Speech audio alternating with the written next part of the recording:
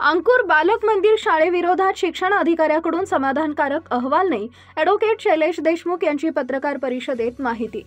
अंकुर बालक मंदिर शाळेची मान्यता काढून घ्यावी, ॲडव्होकेट शैलेश देशमुख यांची शिक्षणाधिकाऱ्यांकडे मागणी।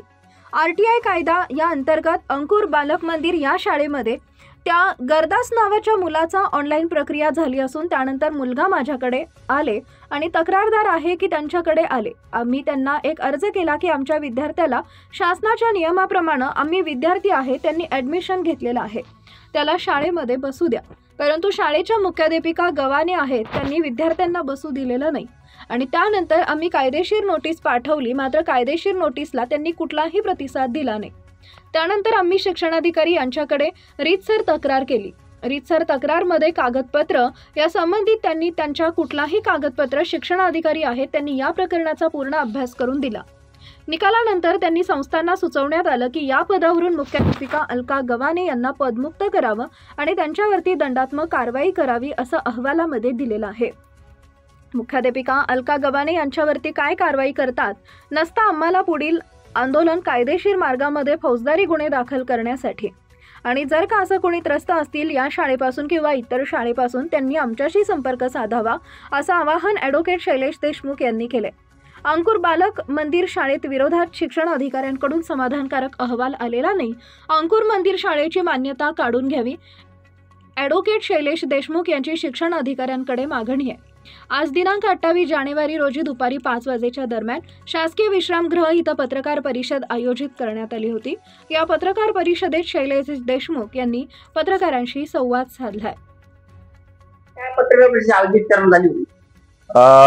आरटीए कायदा या अंतर्गत अंकुर बालक मंदिर या शाळेमध्ये गरदास नावाच्या मुलाचं ऍडमिशन ऑनलाईन प्रक्रिया पार झाली होती। या प्रक्रियेदरम्यान त्यांनी सर्व कागदाची पूर्तता केली। त्यानंतर मुलगा त्या ठिकाणी ऍडमिशनसाठी गेला, परंतु त्याला असं सांगण्यात आलं की शाळा ट्रान्सफर झाली।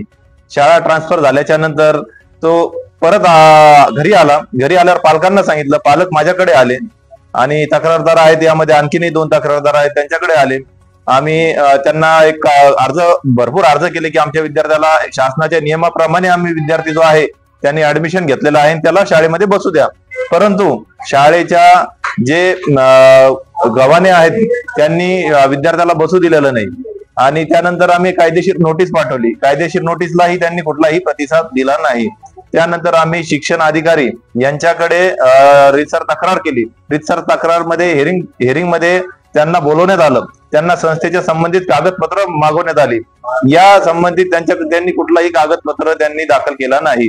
त्यानंतर त्यांनी एक साधं जाहीर प्रकटन दिलं आणि असं सांगितलं की शाळा ही ट्रान्सफर झालेली आहे। शाळा ट्रान्सफर झाली असं, शाळा जर ट्रान्सफर झाली असेल तर त्या ठिकाणी त्या मुलाचं ऍडमिशन कसं काय होतंय आणि त्यानंतर त्यांना परत बोलवण्यात आलं। त्यावेळेस दुसरं स्टेटमेंट त्यांनी असं दिलं की मुलगाच आमच्याकडे आला नाही। म्हणजे त्यांनी हे 2 वेगवेगळे स्टेटमेंट दिले आहे। या ठिकाणी त्यांना शिक्षण अधिकारी आहेत त्यांनी या प्रकरणाचा पूर्ण अभ्यास करून निकाल दिला आणि या निकाला अंतर्गत त्यांनी संस्थांना सुचवण्यात आलं की या पदावरून प्राचार्य ज्या आहेत गवाने यांना पदमुक्त करावे आणि त्यांच्यावरती दंडात्मक कारवाई करावी असं या अहवालामध्ये दिलेलं आहे। परंतु आता संस्था चालक यांच्यावरती काय कारवाई करतात नसता आम्हाला पुढील जे आहे कायदेशीर मार्ग अवलंबावा लागेल। आम्ही यामध्ये फौजदारी गुन्हे दाखल करण्यासाठी न्यायालयामध्ये सुद्धा दाद मागल आणि असे जर का कोणी त्रस्त असतील या शाळेपासून किंवा इतर शाळेपासून त्यांनी आमच्याशी संपर्क साधावा आणि आमची पुढील मागणी ही राहील की ही जी संस्था आहे, ही जी शाळा आहे या शाळेची मान्यता रद्द करण्यात यावी, जेणेकरून मुलांचं भविष्यामध्ये असं कुठलंही नुकसान होणार नाही। अहवाल तुम्हाला मनासारखा आला? अहवाल पूर्णपणे मनासारखा आलेला नाहीये। आमची अपेक्षा होती शाळेची मान्यता काढून घ्यावी। ॲडव्होकेट शैलेश देशमुख।